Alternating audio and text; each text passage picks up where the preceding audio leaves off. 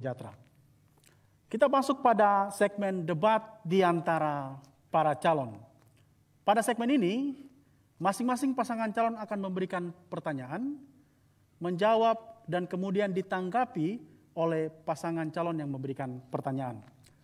Waktu bertanya 1 menit, waktu menjawab 2 menit, dan waktu menanggapi hanya 1 menit. Kesempatan pertama saya mempersilakan kepada pasangan calon nomor urut 1 untuk memberikan pertanyaan yang telah disiapkan. Baik, APBD Kabupaten Yahukimo terdiri dari DAU 700 miliar, DAK, DDL, dan pendapatan asli daerah. Tadi pasangan nomor urut 1 katakan bahwa dana itu habis sehingga belum bisa memberikan pelayanan secara maksimal, dan juga dana itu terserap juga lebih banyak ke COVID. Sebahaya apa COVID di Kabupaten Yahukimo sehingga saudara berdua sebagai incumbent bisa mengeluarkan dana yang cukup besar. Sementara grafik yang kita ikuti di Papua ini untuk Kabupaten Yahukimo itu masih hijau, atau artinya tingkat angka kematiannya tidak ada dan juga tidak ada peningkatan. Sehingga apa yang menjadi dasar pemikiran dan bisa menyerap dana lebih besar di sektor itu sehingga pelayanan sektor lain jadi korban. Terima kasih. Waktu untuk menjawab silakan pasangan calon nomor urut 2. Waktu hanya 2 menit. Baik, terima kasih. Jadi COVID ini kan secara mendunia, bukan di Yahukimo saja. Karena itu dari pemerintah pusat, APBD kita kan hanya 750 miliar DAU. Kalau DAK, Otsus, DBA itu kita tidak bisa, kan itu program yang memang betul-betul tidak boleh korek dari daerah kita. Sehingga yang saya hitung kategorikannya 750 miliar saja. Sangat COVID, kenapa kita siapkan anggaran dari daerah itu 70 miliar, kami sudah publikasikan di media. Sehingga masyarakat Yahukimo itu bisa baca dengan kategori kesehatan sekian, kemudian bantuan sosial kayak mahasiswa sekian, kayak tunai kayak masyarakat sekian, sehingga seluruh masyarakat di Papua ini baca dan lihat. Lalu kenapa kami harus anggaran COVID ini? COVID ini bukan kita sembarang, karena ada terbitkan dengan peraturan bupati yang menunjuk kepada pihak-pihak ketiga yang bisa datangkan 9 bahan pokok, kemudian alat-alat alkes, kemudian kita kasih honor kepada petugas COVID di kabupaten. Kalau kita tidak kasih honor, orang tidak bisa kerja, ini jadi masalah. Sehingga anggaran ini kita sudah peruntukkan secara transparan, terbuka, dan kita sudah sampaikan ke media sosial. Sehingga masyarakatnya Yahukimo bisa mengikuti secara seksama. Dalam APBD kita itu tidak ada namanya COVID, jadi kita tidak siapkan uang. Tetapi semua pos perjalanan, baik di DPR, Bupati, seluruhnya kami pangkas secara keseluruhan. Lalu kedua, di pemerintah pusat mereka potong lagi 80 miliar DAU. Ya, uang ini pemiliknya negara punya, bukan daerah punya. Ini menjadi persoalan. Sehingga untuk penggunaan di Yahukimo hanya 70 miliar saja. 70 miliar kami sudah buka secara transparan dan terbuka. Ini pun inspektor sudah turun. Semua pihak sudah turun ikut melihat dokumen-dokumen yang kita lengkapi. Ada kebanyakan mahasiswa mereka bilang harus diperiksa bupati juga, tapi ini kan uang negara. Yang memeriksa itu mereka yang punya undang-undang yang ngatur dan yang punya komponen secara. Terima kasih, waktunya telah selesai. Silakan 1 menit untuk menanggapi jawaban yang telah disampaikan. Ya, menurut hemat saya angka itu sangat besar dan terlalu tinggi ketika kita tidak ada orang yang mengalami sakit COVID itu sendiri. Kemudian juga dari kebijakan itu mempengaruhi ada orang yang jadi korban, di mana pegawai punya hak-hak dipotong, DPR punya hak-hak dipotong. Sehingga hal-hal seperti itu saya pikir tidak menolong rakyat kita sendiri. Kemudian yang kedua adalah anggarannya jadi tumpang tindih. Karena dana DAK seluruhnya ada proyek-proyek, semua dipangkas di pusat habis. Sehingga mungkin kebijakan seperti ini agar jadi pertimbangan. Karena itu kesannya jadi tumpang tindih, di mana ada APBN juga, APBD provinsi juga, kemudian ada kabupaten, sementara daerah kami aman-aman saja. Kemudian saya harap untuk seperti pembangunan infrastruktur dan lain-lain itu bisa jadi perhatian baik legislatif maupun eksekutif, sehingga bisa jadi hal yang membawa berkah. Ya, terima kasih. Kita berikan aplaus kepada kedua pasangan calon. Berikutnya saya mempersilakan kepada pasangan calon nomor 2 untuk memberikan pertanyaan yang telah disiapkan. Baik. Waktu 1 menit. Ya. Baik, terima kasih. Saya pikir Pak Didi ini juga adalah mantan pimpinan DPR, jadi istirahatlah. Artinya di APBD kita di Yaukimo itu memang 1,6 triliun. Tapi setelah kita hitung dari sumber-sumber anggaran, yang kita bisa program antara DPR dengan pemerintah hanya di 750 miliar DAU. Selebihnya kita tidak bisa. Setelah saya dengan Pak Wakil ini kami janjikan untuk jilid 1 bahwa kami akan kasih naik insentif untuk para pegawai negeri sipil Yaukimo dengan 2.500 pegawai. Dan insentif itu kami sudah wujudkan, dan di Papua ini insentif nomor 1 di Yaukimo. Tetapi jadi persoalannya adalah bagaimana nantinya Pak Bupati, Pak Didi Mus jadi Bupati, bagaimana orang-orang yang STM kita ini uangnya sudah bagus, jalan baik, gaji menerima, dan kita arahkan ke non tunai, di rekening semua kita sudah bayar, tapi orang-orang ini itu pemalas masuk kantor. Terima kasih. Waktu 2 menit untuk menjawab pertanyaan yang diberikan. Pertanyaannya adalah bagaimana orang-orang yang malas ini supaya kantor itu bisa aktif dan budgeting itu bisa berjalan, pembayaran di rekening itu bisa jalan. Kalau kami 2 ini terpilih jadi bupati, sebenarnya kami akan merangkul seluruh pegawai negeri itu, memberikan motivasi. Karena manusia-manusia di Yaukimo hari ini membutuhkan perhatian, membutuhkan motivasi, membutuhkan pendampingan. Kemudian juga harus mengangkat kepala dinas yang cerdas, yang punya kemampuan akademiknya terukur, kemampuan organisatorisnya terukur, kemudian kerohaniannya baik, sehingga kepala-kepala dinas ini bisa memberikan pelayanan yang maksimal kepada masyarakat, sehingga kantor itu tidak akan kosong. Dan kami juga akan memberikan uang makan minum mereka. Selama ini uang makan minumnya sudah hilang, sehingga uang lauk pauk itu kami akan kembalikan, sehingga kantor itu aktif dan mereka punya integritas dan harga diri sebagai ASN yang terhormat. Sehingga kami akan memperhatikan mereka, menempatkan orang tepat di tempat yang tepat, dan seleksi orang dengan tepat berdasarkan pangkat dan golongan, tidak melihat suku, ras, golongan, latar belakang, saudara, keluarga, om, tete, nenek, segala macam, tetapi kita melihat orang yang tepat pada tempat yang tepat. Itu yang akan kami lakukan, sehingga pelayanan birokrasi itu akan maksimal, ASN bekerja sesuai dengan standar, kemudian evaluasi anggaran dengan waktu yang tepat, DPR sidang tepat, mekanisme siklus anggaran jalan dengan baik, dan pasti ASN-nya akan punya semangat kerja, karena hari ini mereka butuh motivasi pemimpinnya. Demikian. Ya, terima kasih. Kita berikan aplaus. Sekarang kesempatan untuk menanggapi hanya 1 menit. Silakan. Ya, baik. Terima kasih. Jadi sebenarnya bagaimana dalam kepemimpinan kami itu kita rekrut ya, ASN itu 80% orang asli, kemudian 20% itu adalah profesional. Sehingga mereka ini mampu bisa melayani masyarakat kita secara baik, bisa masuk kantor, kemudian dia bisa aktif karena memang memegang jabatan dari 30 eselon 2 ini, itu secara keseluruhannya kita arahkan 23 jabatan kan orang asli. Hanya menjadi masalahnya adalah ASN ini, dia tidak percaya diri bahwa saya ASN mengabdi untuk daerah ini, untuk melayani masyarakat secara baiknya tidak ada. Ini yang jadi persoalan. Sehingga ke depan, mungkin menjadi tantangan untuk berbagi sehingga mereka ini bisa masuk kantor, pulang ke istirahat begitu, sehingga pelayanannya bisa dimaksimalkan secara baik. Saya pikir untuk lauk pauk kami sudah terakomodir secara baik. Ya, jadi 1 kepala 1 hari makan itu 35.000, sehingga untuk insentif untuk lauk pauk selama ini berjalan baik. Itu pun kita habis dari DAU kita itu 250 miliar habis untuk kita biayai. Terima kasih. Kita berikan aplaus kepada kedua pasangan calon yang telah memberikan pertanyaan dan menanggapi. Masih kembali dipersilakan untuk memberikan pertanyaan pasangan nomor 1. Silakan. Waktu 1 menit untuk bertanya. Baik, kami tetap tema hari ini tentang pelayanan publik, maka Bapak berdua adalah sebagai incumbent yang pernah menjabat sebagai bupati dan wakil bupati terkait dengan 5 program prioritas Bapak salah satunya adalah kesehatan.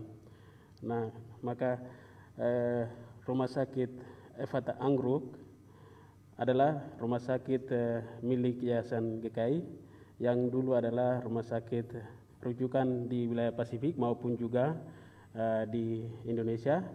Nah, ketika Bapak waktu itu menjanjikan bahwa akan membangun rumah sakit tipe B, nah progresnya sejauh mana di periode kedua ini untuk melanjutkan rumah sakit itu, karena sampai hari ini masih statusnya dari rumah sakit menjadi puskesmas. Terima kasih. Ya, terima kasih. Silakan waktu untuk menjawab. Baik, terima kasih. Sebenarnya di rumah sakit itu Fata Anggruk itu milik gereja. Jadi 2017 itu kita sudah bangun rumah sakit, lalu kita minta izin ke gereja GKI untuk berikan rekomendasi kepada kami. Tapi karena memang gereja belum berikan rekomendasi kepada kami, sehingga pemerintah tidak bisa mengambil alih untuk statusnya. Ya, status dari rumah sakit Fata ke pemerintah tidak bisa, karena itu gereja milik. Jadi kita menunggu gereja sampai sekarang belum serahkan ke kami. Kedua, untuk menghadirkan salah satu rumah sakit itu kita sudah datangkan dengan namanya Ibu Dr. Eni Kenengkalem. Beliau ini adalah orang Anggruk. Kita fasilitasi untuk penyakit-penyakit apa yang ada di Anggruk itu sehingga kita bangun rumah sakit ini. Tapi sayang sekali beliau tidak pergi. Ya. Nah, jadi ini jadi masalah. Jadi antara orang asli dengan orang ini non Papua bagus. Jadi non Papua bisa masuk, pendatangnya orang aslinya kita sudah biayai, tapi tidak sampai di tempat sehingga kita tidak menemukan salah satu penyakit yang menular di Anggruk. Sehingga rumah sakit ini kita sudah usulkan. Tetapi mereka lihat dengan ada persyaratan-persyaratan yang membangun rumah sakit secara baik.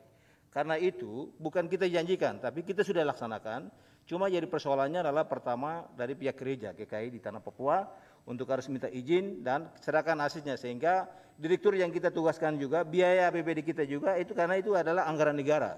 Sehingga ini menjadi persoalan. Kedua, petugas kita yang kita datangkan ini adalah beliau ini orang asli di sana, bisa pakai dengan bahasa daerah, sakitnya apa, ininya apa, sehingga kita bisa menemukan untuk penyakit-penyakit yang muncul di daerah di situ. Dua hal ini menjadi kelemahan sehingga kita tidak bisa lagi untuk bisa mengangkat direktur atau bisa jadikan menjadi rumah sakit.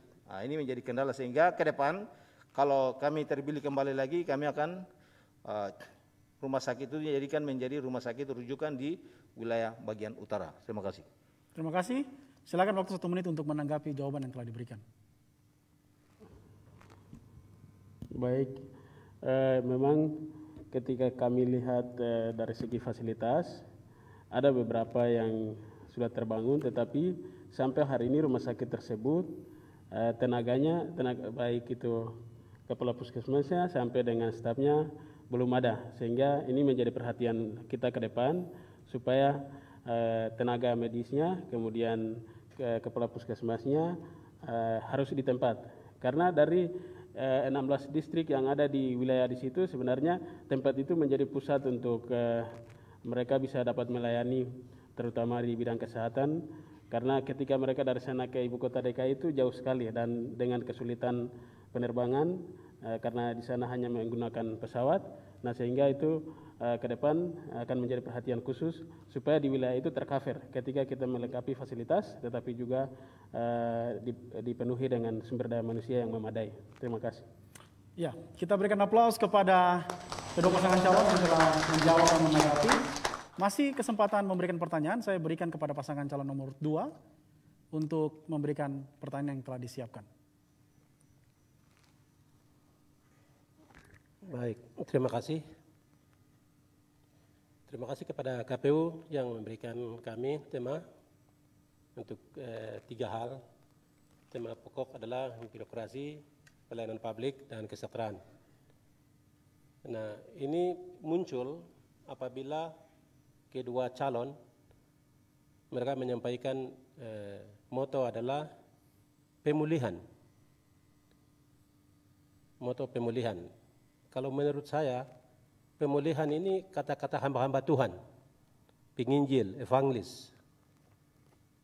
Nah, sedang kami melaksanakan pemerintahan, Pak Bupati dengan saya.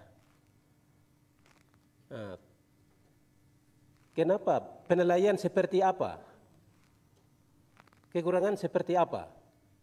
Lalu Bapak-Bapak angkat moto pemulihan. Pemerintahan sedang berjalan. Usia hampir 17 tahun umur Kabupaten Yahukimo. Terima kasih. Silakan waktu 2 menit untuk menjawab. Baik, untuk sebuah tema adalah hak. Siapapun bisa pakai tema apa saja, tapi bukan asal memilih tema, tapi sesuai dengan kondisi yang ada.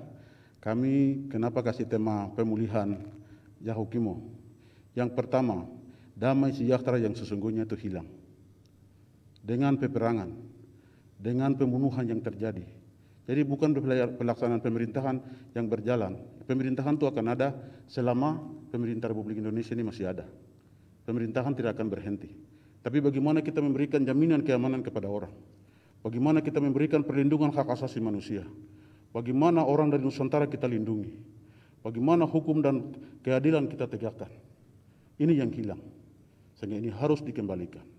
Hubungan dengan gereja sebagai mitra yang terdekat, ini pun menjadi terhambat.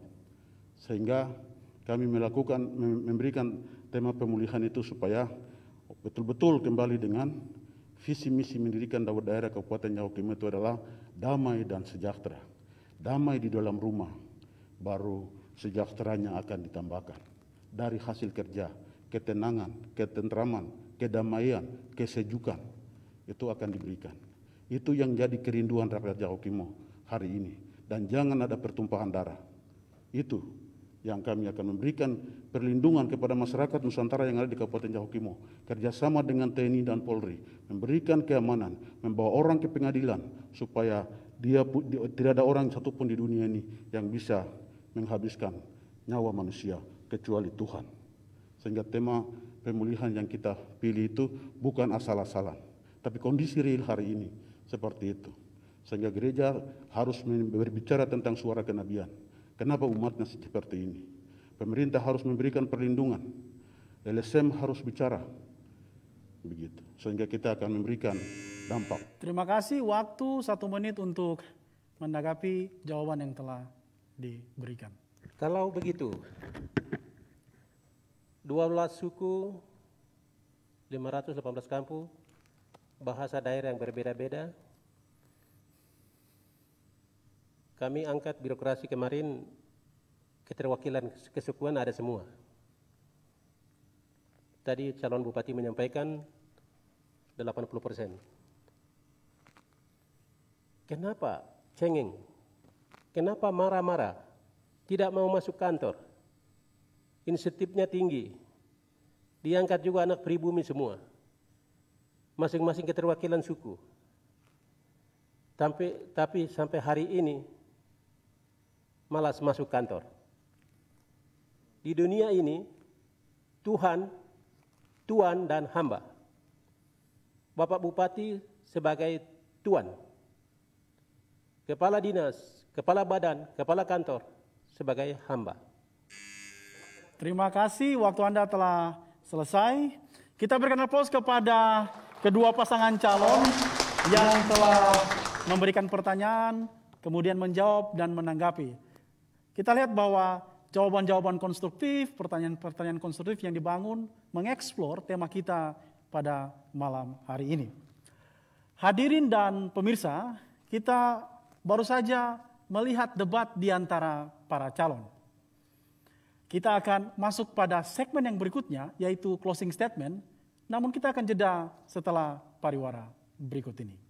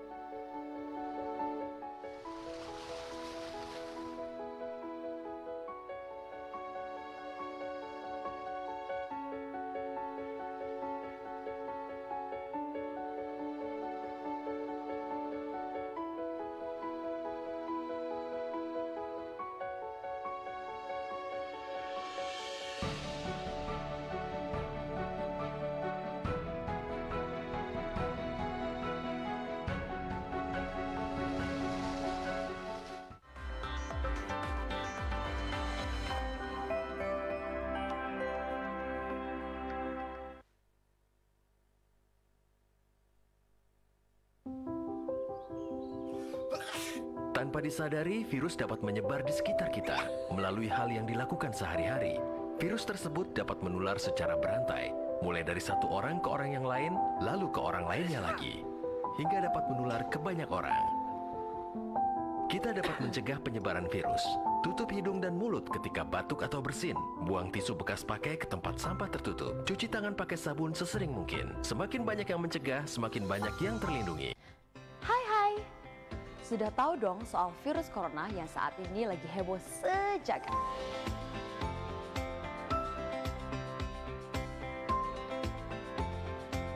Virus corona atau yang dikenal juga dengan novel coronavirus adalah virus baru penyebab penyakit saluran pernafasan. Virus ini masih satu keluarga dengan virus penyebab SARS dan juga MERS yang sangat disayangkan sampai saat ini belum tersedia vaksinnya. Jadi kita perlu waspadai gejala klinisnya.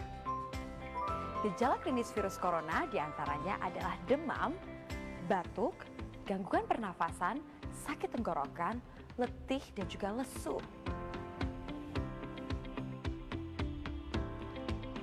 Mudah, lakukan 3 langkah cegah. 1. Tutup mulut saat bersin atau batuk, kalau perlu menggunakan masker ya. 2. Cuci tangan hingga bersih menggunakan sabun atau menggunakan cairan antiseptik. 3. Jaga kesehatan dengan perbanyak mengkonsumsi buah dan sayur, serta hindari mengkonsumsi daging setengah matang dan rutin berolahraga.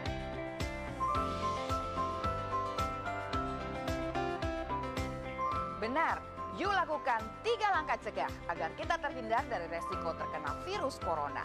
Tutup, cuci, jaga.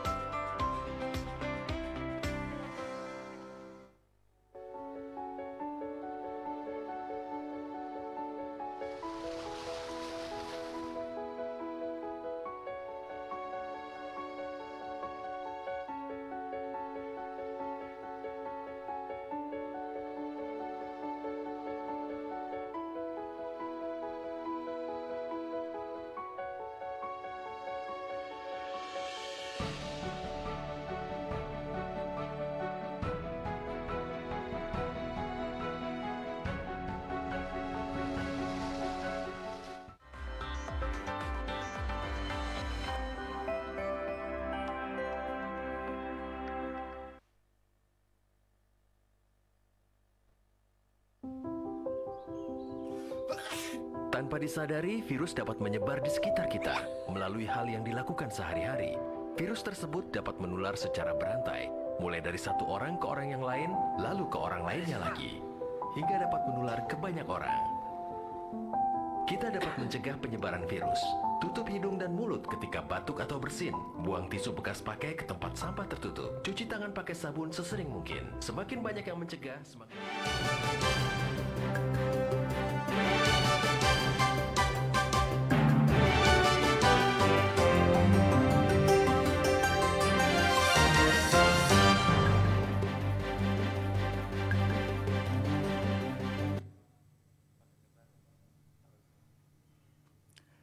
Hadirin pemirsa dan pendengar, kembali lagi pada debat publik putaran pertama pasangan Bupati dan Wakil Bupati Kabupaten Yahukimo tahun 2020.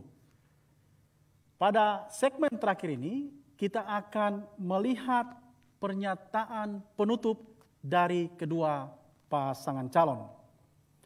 Waktu yang diberikan hanya 2 menit.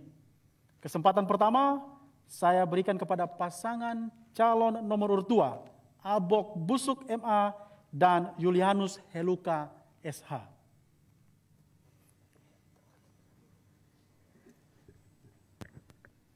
Tanggal 9 Desember, ingat, tanggal 9 Desember tahun 2020, pilih nomor urut 2, Abok Busuk dan Julianus Heluka. Yahukimo, rumah kita bersama. Terima kasih. Masih ada tersisa 1 menit. Warga masyarakat suku Kimyal yang terdiri dari 51 distrik, 517 kampung, saya percaya bahwa dalam hatimu pasti akan memilih Abok dan Julianus, pilihan kalian adalah pilihan yang tepat, jelas, sudah tahu apa yang kami kerja, dan kami akan lanjutkan untuk periode 2020-2025. Karena itu saya bersama dengan Pak Julianus pesan, kita adalah semua ini adalah anak-anak asli Yaukimo. Tapi pilihan yang tepat itu ada di nomor 2 untuk lanjutkan jilid 2. Terima kasih. Silakan, mungkin ditambahkan. Lebih khusus suku Ngalik dan Hubla. Terima kasih banyak Bapak-bapak, Ibu percayakan kami periode pertama. Dan hari ini kami maju kembali karena kami melihat tidak cukup 5 tahun yang kami lalui. Sehingga tanggal 9 Desember persatuan, kekompakan, harga diri menjadi pemenangan utama bagi Abok dan Julianus. Terima kasih. Nagorwa, Nagorwa, Nagorwa, Nagorwa. Kita berikan aplaus kepada pasangan calon nomor urut 2. Berikutnya, pasangan calon nomor urut 1. Didimus Yahuli SH dan Esau Miram SIP. Waktu 2 menit ketika Anda mulai berbicara. Saya Didimus Yahuli dan Esau Miram mengucapkan terima kasih dan rasa syukur kepada Tuhan sebab kasih setianya, berkat pertolongannya, sehingga dalam perjalanan panjang Tuhan telah kawal kami. Sehingga hari ini kami ada di mimbar yang terhormat ini, memberikan siapa kami dalam perjuangan ini. Yang baik telah kami sampaikan. Kamu ambil, masyarakat ambil yang baik, tapi yang kami sampaikan adalah ketulusan dari hati kami. Itu yang kami sampaikan, dan tanggal 9 jangan lupa coblos nomor urut 1. Kita juga ada tanggal 10, tanggal yang istimewa. Selamat Hari Pahlawan Nasional untuk Negara Republik Indonesia, dan juga tanggal 10 adalah Hari Dies Natalis Universitas Cendrawasih, alma materku yang ke-58. Selamat Hari Dies Natalis Universitas Cendrawasih. Dan juga besok kami akan merayakan hari ulang tahun Partai Nasdem. Tanpa Nasdem kami dua tidak berdiri di sini. Tanpa Hanura kami dua tidak berdiri di sini. Tanpa Perindo kami dua tidak berdiri di sini. Tanpa Golkar kami dua tidak berdiri di sini. Terima kasih untuk partai pendukung, dan selamat ulang tahun untuk besok Partai Nasdem yang ke-9. Maju terus dan Tuhan memberkati kita. Sekian dan terima kasih. Kita berikan aplaus kepada pasangan nomor urut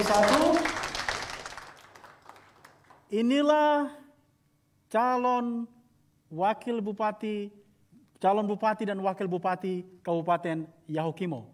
Mereka adalah putra-putra terbaik Yahukimo yang akan memimpin 5 tahun ke depan. Kita berikan aplaus lagi kepada kedua pasangan calon kita di malam hari ini. Hadirin dan pemirsa, bahkan pendengar, khususnya masyarakat Yahukimo, penyampaian closing statement ini sekaligus menutup debat putaran pertama kita pada malam hari ini. Semoga debat kandidat ini dapat memberikan informasi kepada masyarakat untuk menentukan pilihannya pada pemilu kada tanggal 9 Desember tahun 2020. Siapa calon yang akan memimpin kabupaten 5 tahun ke depan? Pilihannya ada di tangan Bapak Ibu, saudara-saudari masyarakat Kabupaten Yahukimo. Demikian seluruh rangkaian debat ini. Atas nama kerabat kerja yang bertugas, saya Jackson Yumame undur diri. Terima kasih dan sampai jumpa di debat kandidat berikutnya. Hadirin dimohon berdiri.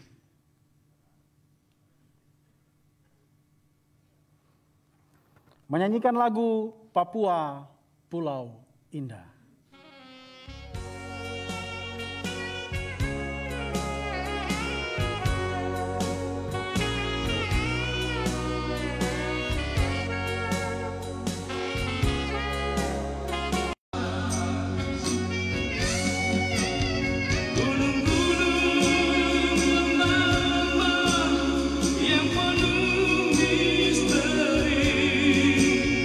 Kau punya